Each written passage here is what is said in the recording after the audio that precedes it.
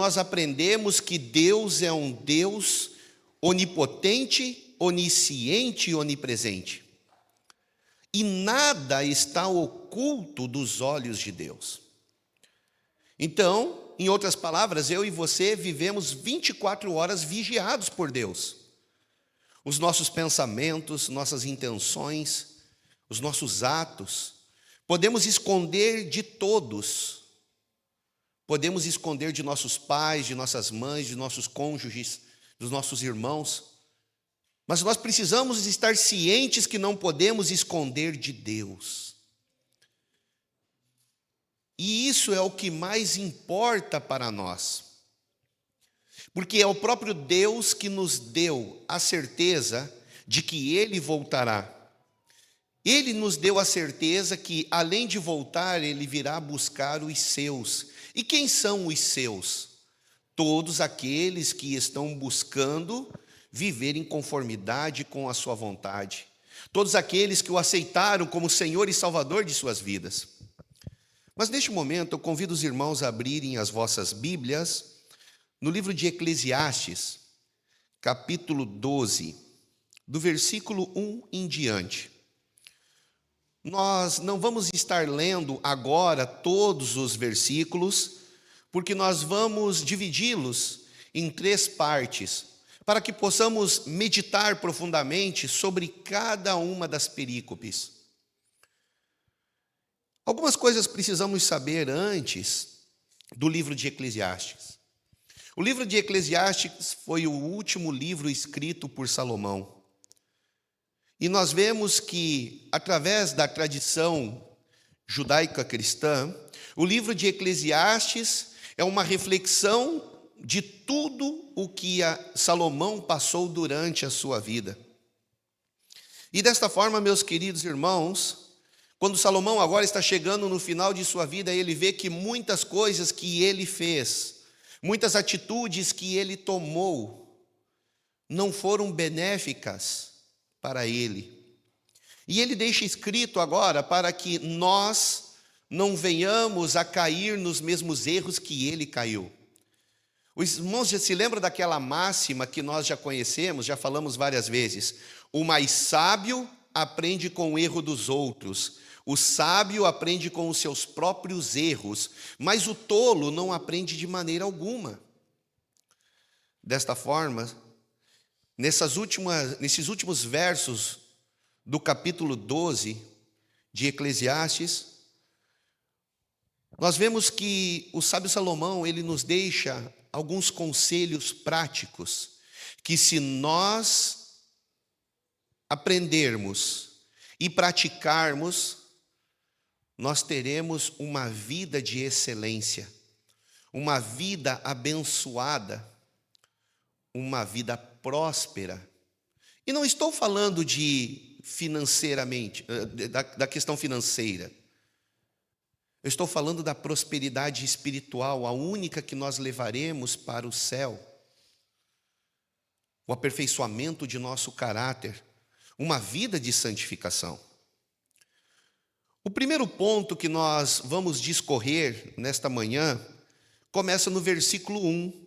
Diz o seguinte: lembra-te do teu Criador nos dias da tua mocidade, antes que venham os maus dias e cheguem os anos dos quais venhas a dizer, não tenho neles contentamento, antes que se escureçam o sol e a lua, e a luz, e a lua, e as estrelas, e tornem a vir as nuvens depois da chuva, no dia em que tremerem os guardas da casa, e se curvarem os homens fortes, e cessarem os moedores, por já serem poucos, e se escurecerem os que olham pela janela, e as 2 portas da rua se fecharem por causa do baixo ruído da moedura, e se levantar a voz das aves, e todas as vozes do canto se baixarem, como também quando temerem o que está no alto, e houver espantos no caminho, e florescer a amendoeira, e o gafanhoto for um peso, e perecer o apetite, porque o homem se vai à sua eterna casa, e os pranteadores andarão rodeando pela praça.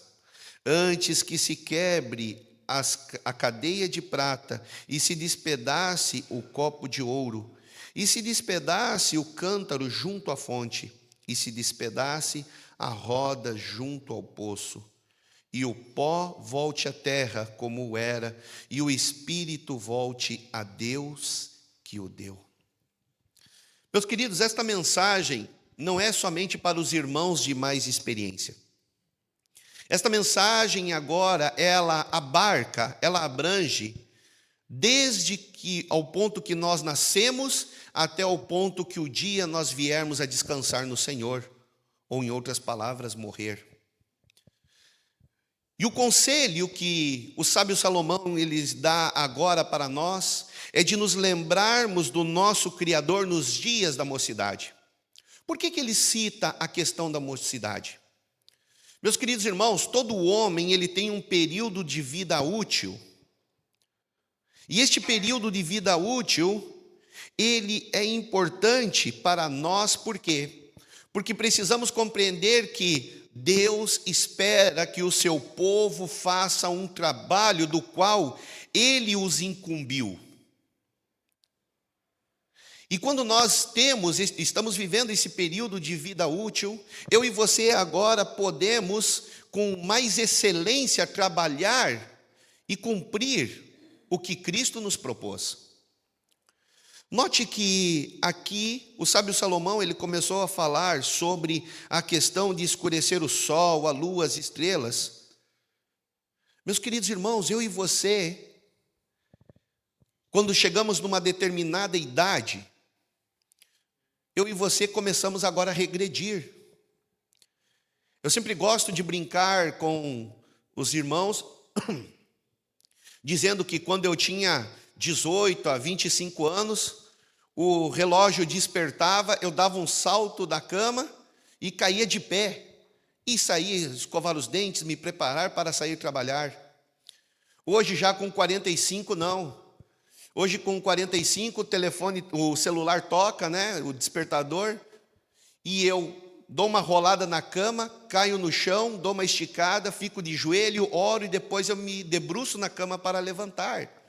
Por quê? Porque o corpo não é o mesmo. A mente tenta acompanhar, mas infelizmente o corpo não acompanha. Podemos ter experiência, mas não temos a vitalidade necessária.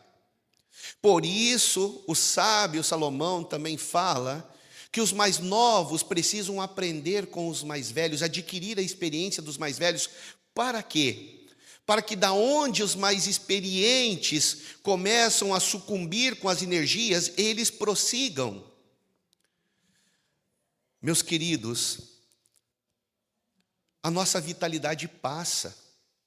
E essa é uma advertência para nós que, quem sabe, de uma forma negligente, deixamos passar as oportunidades durante a vida de pregar o Evangelho, e agora, com a idade que estamos mais desejosos de pregar, de avançar, mas o corpo não suporta. Uma vez um irmão chegou para mim, este irmão, ele tem em torno de uns 88 anos, e ele chegou para mim e disse assim: irmão Igor, eu quero ir para uma cidade onde que não tem o Evangelho, e eu quero pregar, e eu quero distribuir folhetos, eu quero dar estudo. Eu digo: meu querido irmão, se o senhor não fez isso antes, não é agora que o senhor vai fazer de cadeiras de rodas, querido. Entende, meus queridos irmãos? A vida passa. Entende, meus queridos jovens? A vida passa também.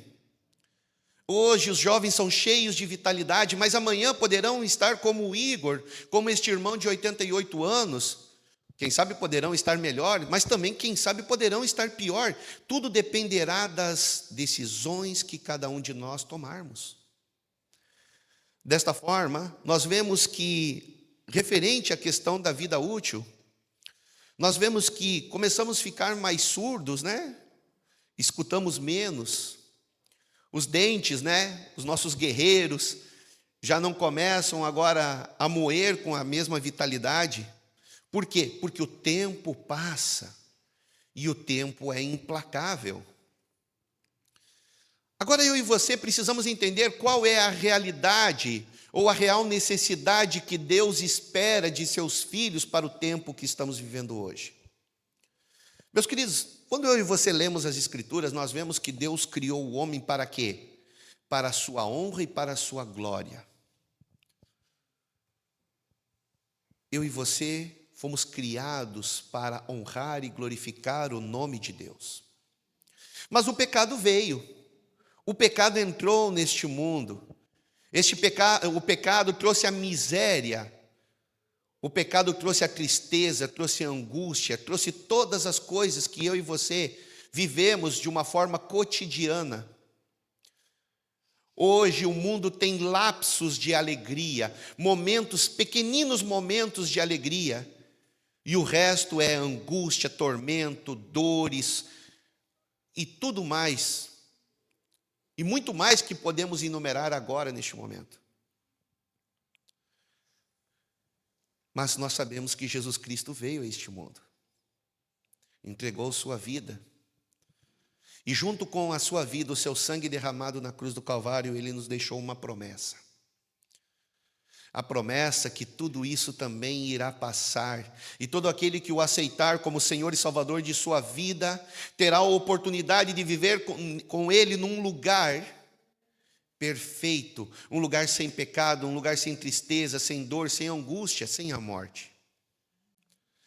Desta forma, meus queridos irmãos, a nós que nascemos neste mundo de pecado, a nós que lutamos todos os dias para viver e fazer a vontade de Deus, Deus também nos outorgou uma outra responsabilidade, que é de levar o Evangelho de Jesus Cristo adiante, para que todo aquele que também nele crer não pereça, mas também tenha a vida eterna.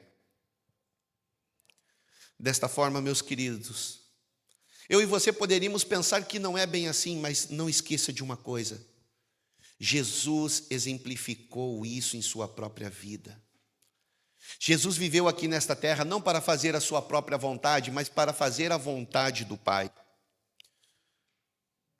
E por isso está escrito: não devemos viver para nós mesmos.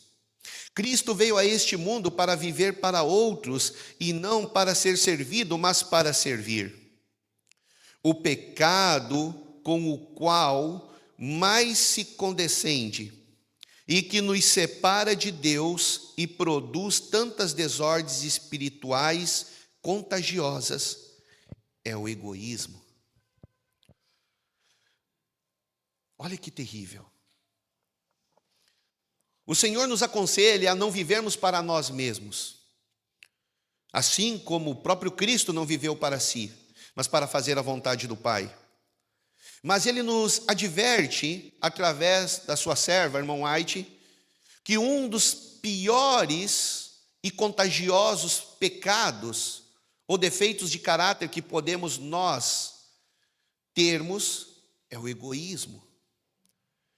E o egoísmo é pensar em si, não nos outros.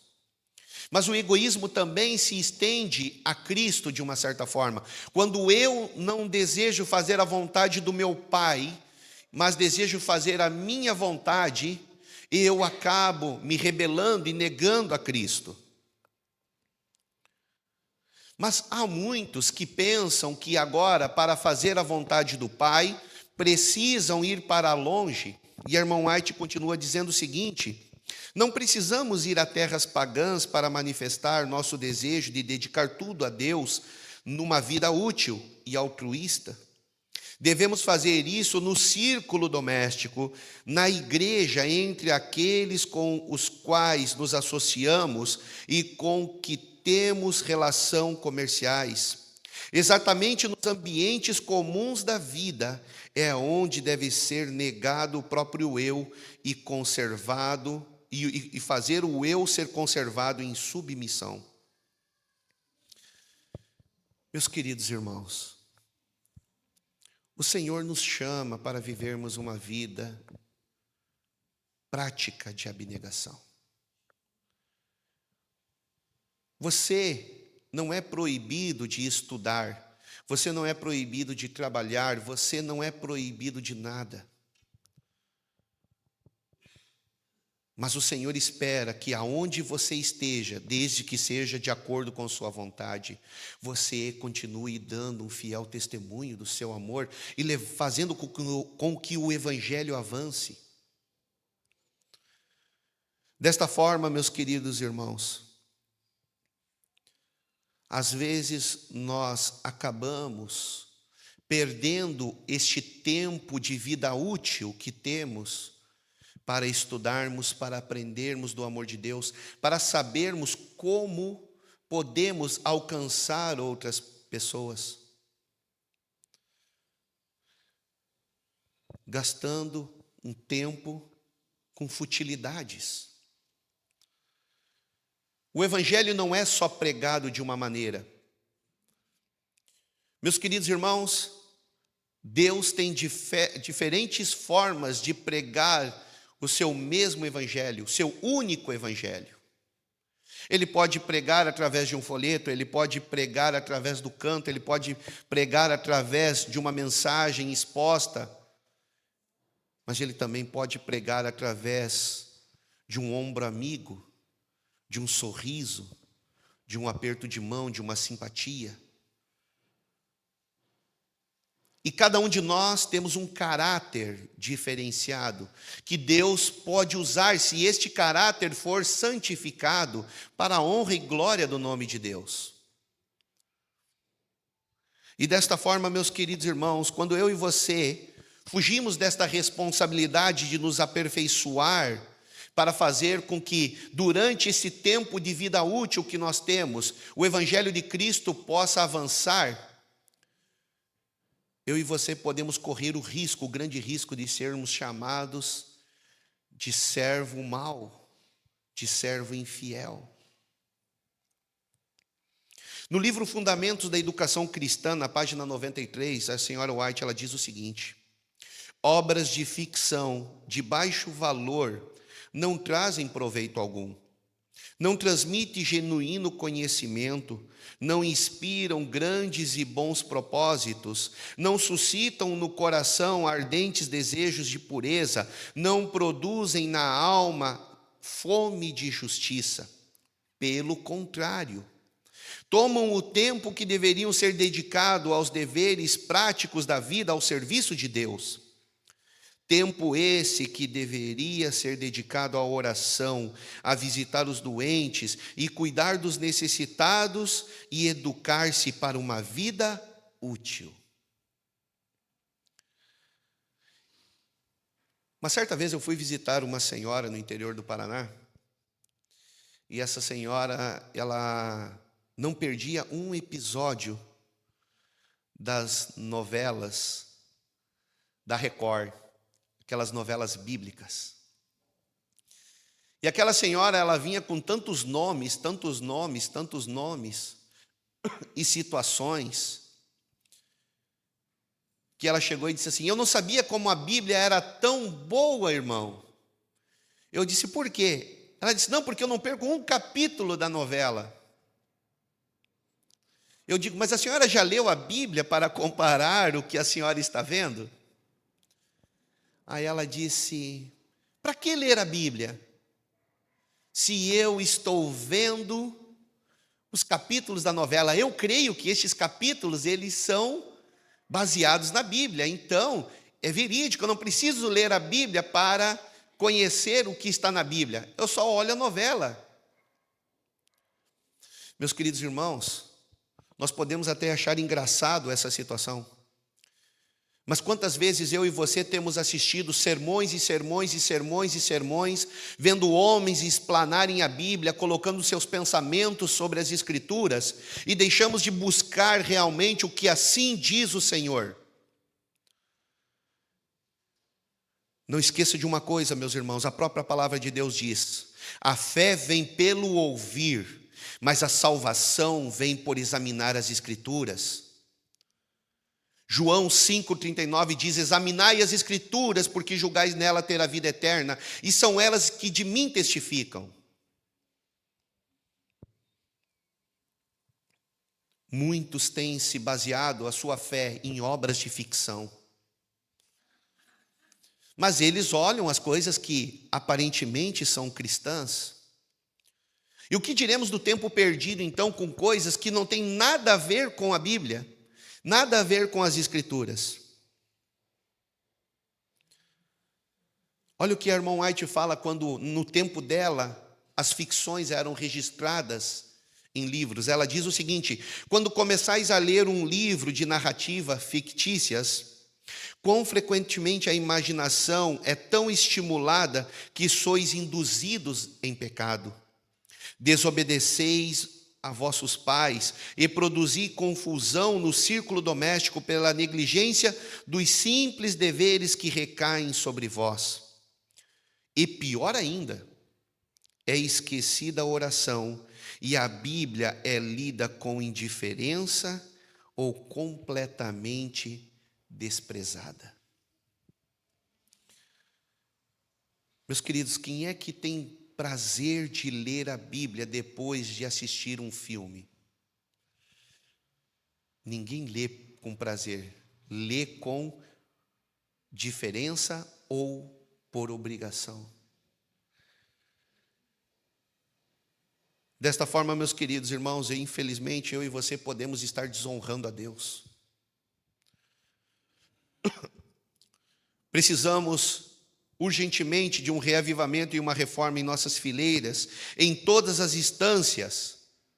E quando me refiro de todas as instâncias, estou dizendo dos ministros, até mesmo o próprio irmão, o nosso irmão mais simples.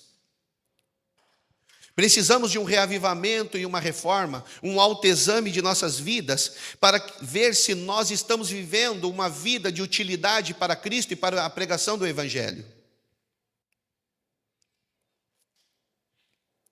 Meus queridos irmãos, Deus colocou sobre os nossos ombros a missão mais importante deste mundo, que é a missão de salvar almas, levar almas a Cristo. Por isso, dia após dia, ano após ano, venceremos a nós próprios e cresceremos num nobre heroísmo. Tal é a tarefa que recai sobre nós, mas não pode ser cumprida sem o auxílio de Jesus. Firme decisão, um alvo bem determinado, contínua vigilância e oração incessante. Cada um tem suas lutas pessoais a travar. Nem Deus pode tornar nosso caráter nobre e nossa vida útil, se não nos colocarmos sobre seus braços e colaborarmos com Ele. Quem renuncia à luta perde a força e a alegria da vitória. Meus queridos irmãos, esta luta que eu e você sofremos é uma luta diária. A luta contra o eu. E Deus conhece muito bem as suas dificuldades, suas angústias, seus problemas, seus fracassos e suas vitórias. E desta forma, meus queridos irmãos, eu e você somos chamados agora a vivermos uma vida determinada ao lado de Cristo, para que eu e você agora vivamos esta vida ao lado de Cristo. Eu e você precisamos agora compreender que cabe a nós colaborarmos com o Senhor. E que de maneira eu e você podemos colaborar com o Senhor. Primeiro ponto, tendo um alvo determinado. Qual é o alvo de sua vida? Você realmente deseja a salvação? Porque se você não desejar realmente a salvação e estar disposto a deixar tudo de lado, por amor a Cristo e para um dia poder herdar o reino do céu, você estará perdendo tempo hoje. Eu e você precisamos ter um alvo determinado, e agora, se nós temos este alvo determinado, cabe a mim e a você vigiarmos, para não cairmos em tentação, estudarmos a palavra de Deus e orar sem cessar. Desta forma, meus queridos irmãos, a decisão de vivermos uma vida de utilidade para Cristo está sobre os nossos ombros. Enquanto temos força, enquanto temos ânimo, quando temos ainda energias para fazer a obra do Senhor. Porque infelizmente o tempo passa. E quem sabe, poderemos viver como alguns vivem, angustiados e cheios de remorso, porque no tempo hábil, no tempo de utilidade, gastaram o seu tempo, gastaram suas energias com coisas temporais. E hoje, em vez de viverem uma vida feliz ao lado de Cristo, tendo o coração tranquilizado pelo poder do Espírito Santo, que tudo que poderia ter sido feito no tempo útil, foi feito. Mas muitos sofrem, estão amargurados porque reconhecem que no tempo de utilidade, gastaram o seu tempo com coisas temporais. E hoje que tentam remir o tempo não conseguem, por quê? Porque o tempo útil passou.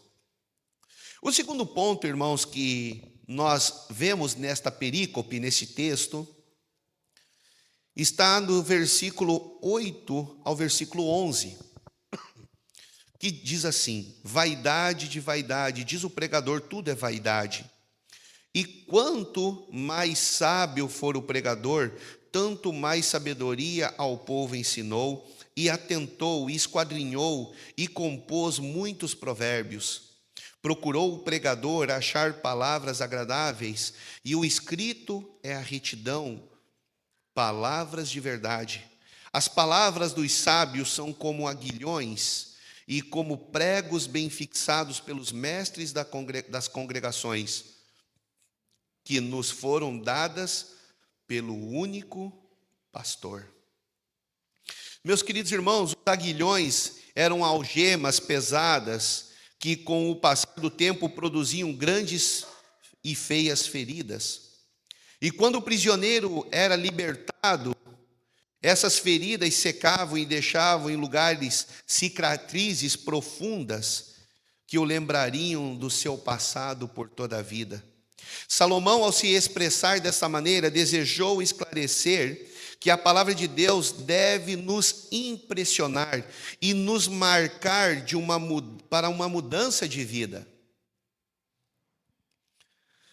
Desta forma, meus queridos irmãos, quantas vezes você leu a Bíblia e realmente o que está escrito nas Escrituras fez diferença no teu viver? Essa é uma pergunta que eu e você precisamos nos fazer.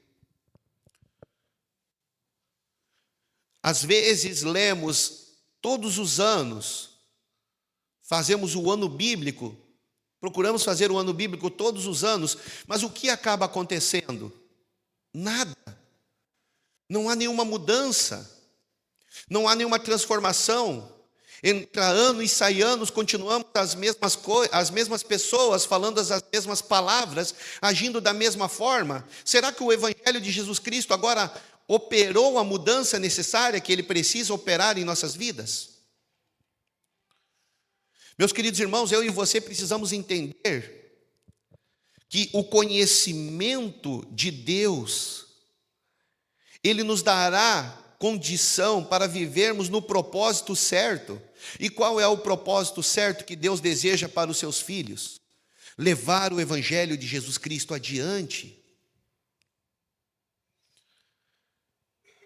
Meus queridos irmãos, eu e você estamos lutando numa batalha de vida ou morte, mas não esta vida temporal, porque todos aqueles que morrerem em Cristo Jesus terão a certeza da ressurreição. Mas estamos vivendo no meio de uma batalha de consequências eternas. E às vezes eu e você podemos estar dando munição para o inimigo através de nossa conduta. E Satanás, ele é muito bom nisso. Porque a Bíblia fala, o apóstolo Paulo fala em 2 Coríntios, capítulo 4, versículo 4, ele diz que o Deus deste século cegou o entendimento dos incrédulos, para que lhes não resplandeça a luz do evangelho da glória de Cristo, que é a imagem de Deus. Satanás, ele é muito bom de maquiar a realidade. Dias atrás eu estava conversando com um rapaz e ele disse algo que nós já estamos habituados aqui a viver. A criminalidade, o perigo, as dificuldades aqui de nossa cidade, de nosso estado, de nossa cidade, mas para sermos mais exatos. E eu achei interessante que, conversando com esse rapaz, ele chegou e eu disse para ele: rapaz, o rio está perigoso. E ele disse assim: mas eu amo o rio. Ele é daqui, é do Rio Grande do Sul. Ele disse: eu amo o rio. Eu digo: olha, você sabe, nós aqui vemos algumas pessoas, vemos tristezas, vemos angústias, o problema das guerras e facções e tudo mais. Ele disse assim: mas eu amo ir para o rio. Eu digo: que bom. Ele disse: sabe, já aconteceu algumas coisas comigo, mas não importa. Eu digo: o que aconteceu? Ele disse: não, eu quando fui para o rio já fui assaltado 2 vezes, já aconteceu alguns problemas comigo no rio, mas não tem problema nenhum, eu amo o rio. O rio é tranquilo. Eu digo: não, você pode dizer tudo que é coisa, mas o rio não é tão tranquilo assim. Como qualquer outra grande cidade tem os seus problemas e suas dificuldades. Então, meus queridos irmãos, eu e você não podemos tapar o sol com a peneira. Eu e você precisamos entender que nesta guerra espiritual entre o bem e o mal, as consequências virão. E Satanás não quer que você veja as consequências que virão. Romanos capítulo 6, versículo 23 diz: porque o salário do pecado é a morte eterna. Mas Satanás, ele não deseja que você entenda que você é um pecador, que você precisa de um Salvador. Ou às vezes ele até permite que você entenda que você precisa de um Salvador, mas que você não precisa guardar a lei, ou que não precisa guardar toda a lei, ou que você não precisa viver uma vida de santificação. E aqueles que te falam que você precisa viver uma vida de santificação, eles agora estão sendo extremistas, não estão sendo equilibrados. Satanás, ele é muito bom em argumentar, meus queridos irmãos. E sabe por que ele é tão bom em argumentar? Que num lugar perfeito, onde não existia o pecado, ele conseguiu ludibriar e enganar 1/3 dos anjos. Se ele conseguiu fazer isso lá no céu, você acha que ele não poderá nos ludibriar facilmente se eu e você não estivermos agarrados nas Escrituras, em conhecermos a palavra de Deus?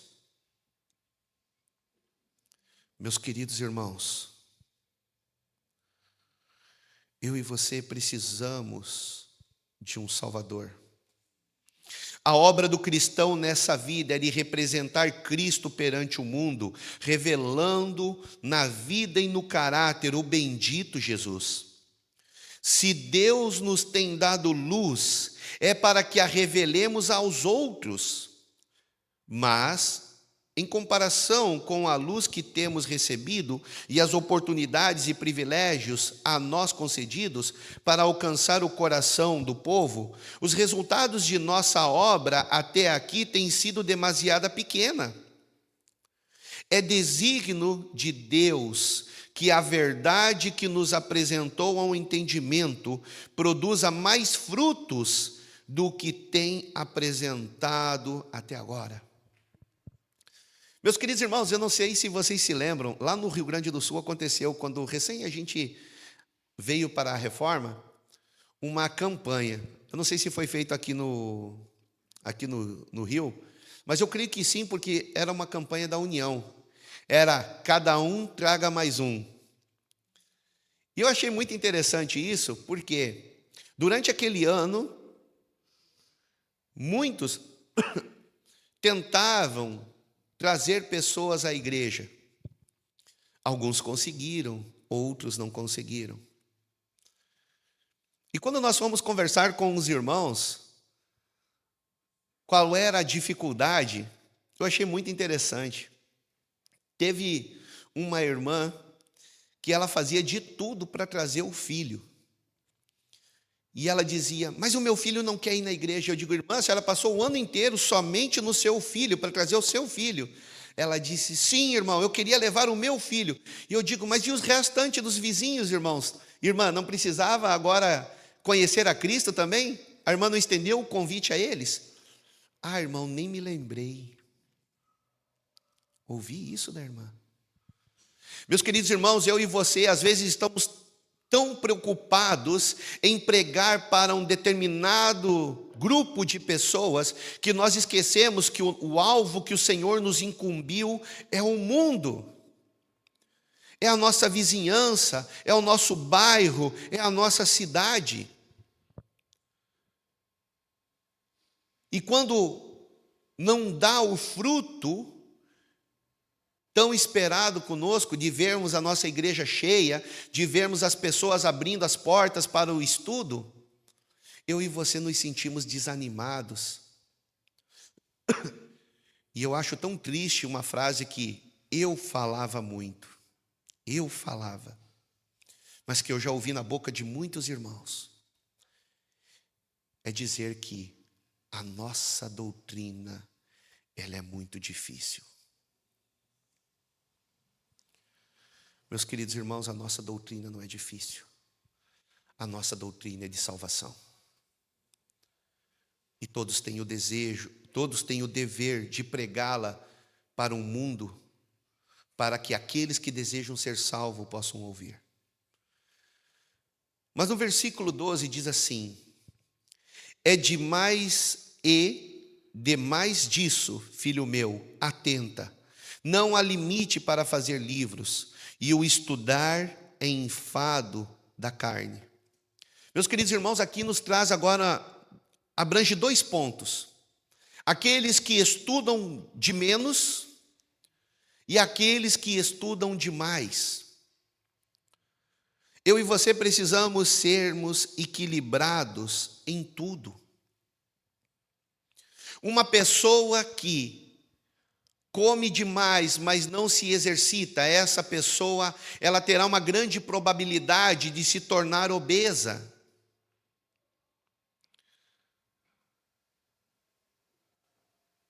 Mas uma pessoa que não come bem, que não se alimenta, ela poderá também adoecer. Poderá ficar anêmica, raquítica, e também terá várias complicações na sua vida. Por isso o Senhor, Ele deseja que o seu povo seja um povo equilibrado, que estude a palavra e que agora pratique a palavra. Obtenha o conhecimento e viva o conhecimento. Meus queridos irmãos, eu e você somos chamados a termos saúde física, mental e espiritual. Desta forma, meus queridos irmãos, muitos têm deixado o conhecimento celestial para obter o conhecimento terrestre.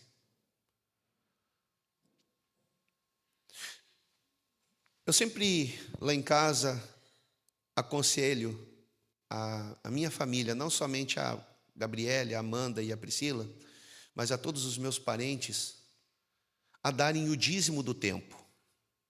Todos os dias Deus nos dá 24 horas para vivermos. Será que é pesado para nós separarmos 2 horas e 40 do nosso dia para o estudo da palavra, para o culto matutino, o culto vespertino? Eu creio que não. E estou falando de experiência própria. Teve uma determinada vez que eu estava de férias, eu disse, hoje eu vou dar uma relaxada. Meus queridos irmãos, eu fiquei 5 horas na frente do celular, e não me perguntem o que eu olhei, porque eu não me lembro. Mas eu tenho certeza que não era nada produtivo. Mimizinho de papagaio, cachorrinho latindo, gatinho, pessoa caindo, outro enganando o outro, e assim vai, dando risada, brincadeira, tudo. Se passou 5 horas. Não estou falando de ninguém, estou falando de mim. Miserável homem que sou, eu também preciso de Cristo.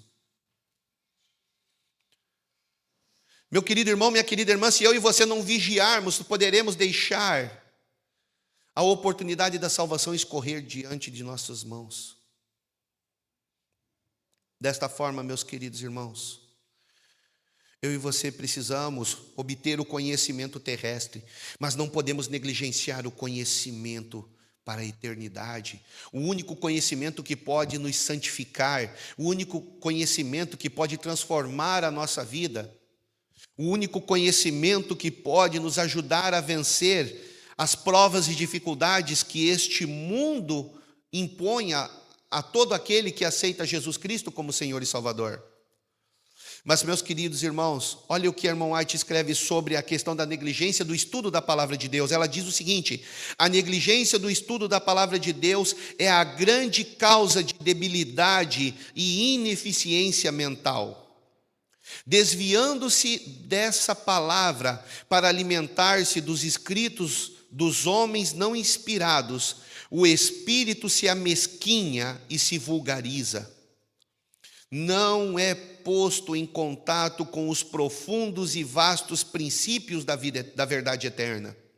O entendimento se adapta à compreensão das coisas que se acha familiarizado, e nessa consagração as coisas finitas se enfraquece, seu poder diminui, tornando-se depois de algum tempo incapaz de expandir.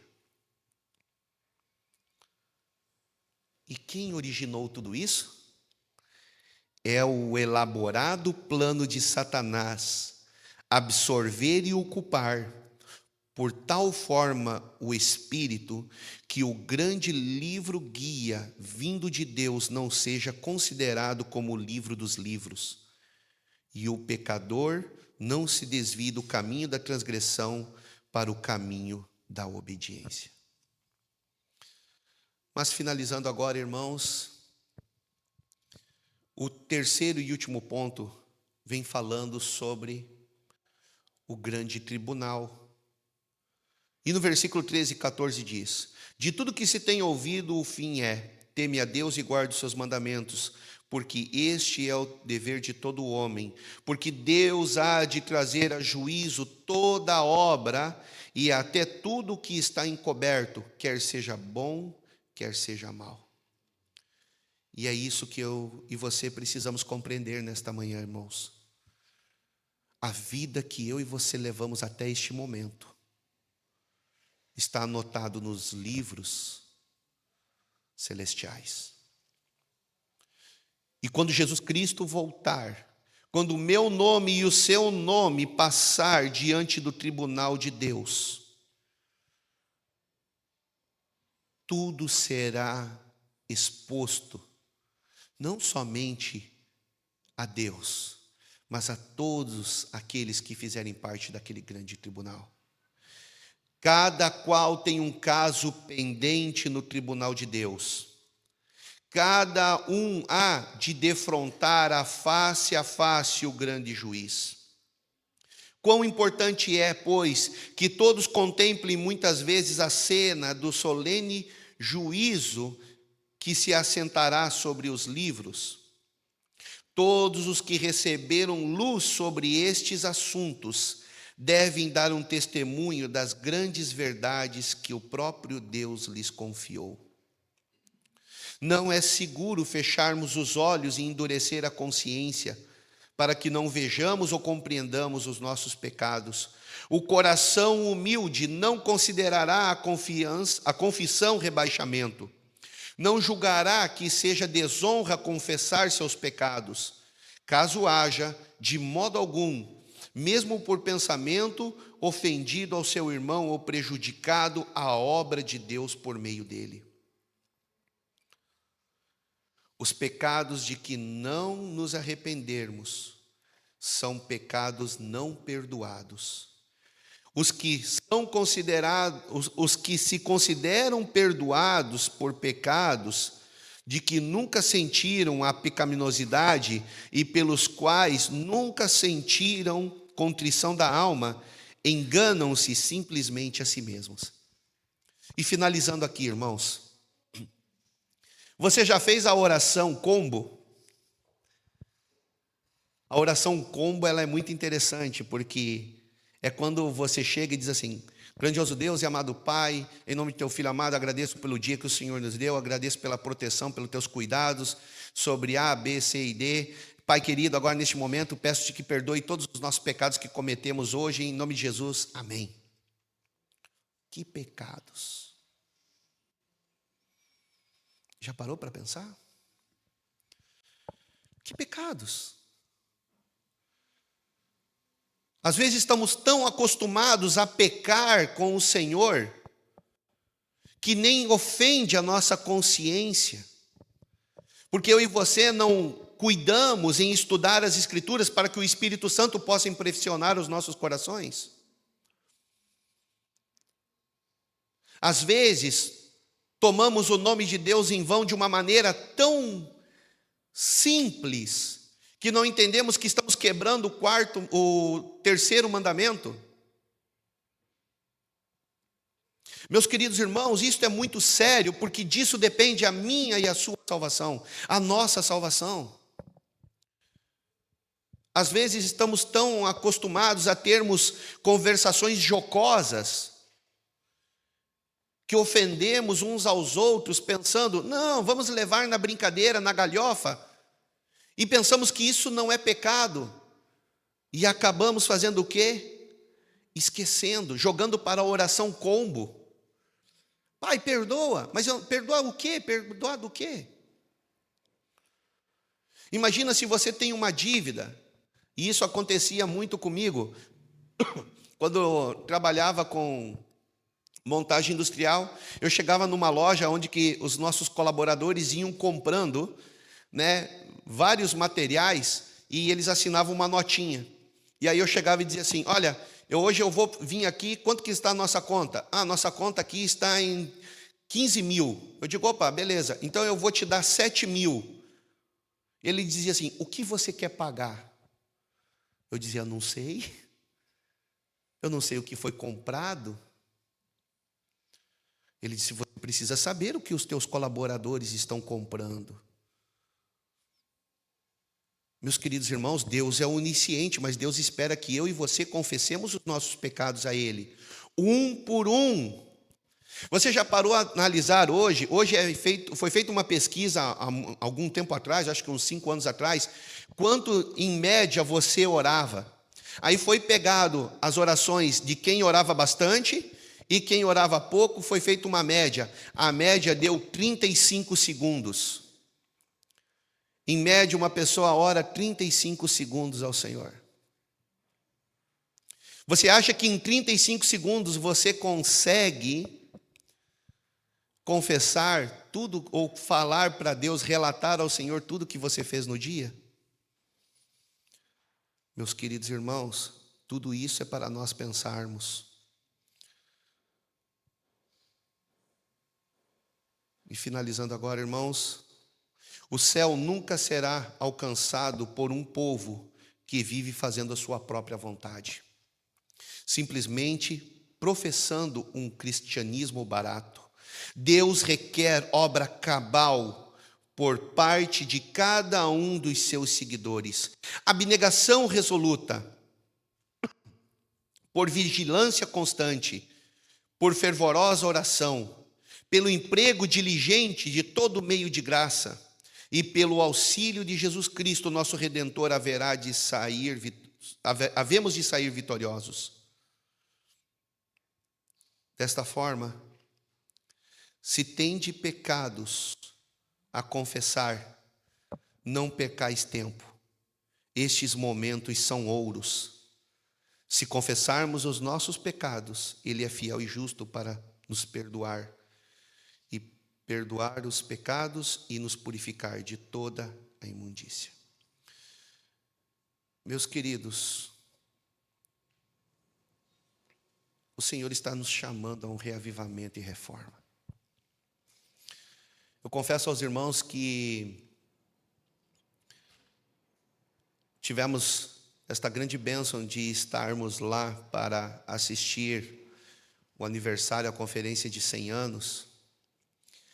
E eu cheguei com um coração até meio, não, como eu posso dizer assim, eu esperava que a mensagem seria voltada a 100 anos, a alegria, ao passado, e que não seria uma mensagem tão pesada para a igreja como foi. Uma mensagem de reavivamento e de reforma. Eu confesso aos irmãos que eu fui impactado por esta mensagem. Nós somos o último povo que estará vivendo aqui neste mundo. Não há outro período para a igreja. Por isso, meus queridos irmãos, se há um tempo que eu e você precisamos nos preparar, esse tempo é hoje. Se há um tempo que eu e você precisamos nos consagrar, esse tempo é hoje. Se há um tempo que eu e você precisamos confessar os nossos pecados e fazermos um autoexame de nosso coração, esse tempo é hoje. E que pela graça de nosso Senhor Jesus Cristo e o poder do Espírito Santo, possamos aproveitar o tempo que nos resta para trabalharmos, para abreviar a volta do Senhor e também estarmos de pé quando o nosso Senhor e Salvador Jesus Cristo aparecer nas nuvens dos céus. Amém.